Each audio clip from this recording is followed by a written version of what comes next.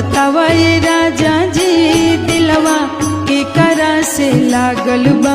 बतावा ये राजा जी दिलवा के करा से लागल बा।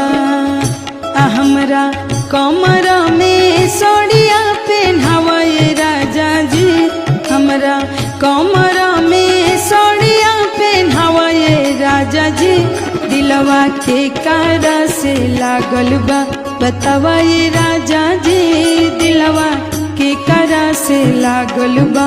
बतावा ये राजा जी दिलवा के करा से लागल बा।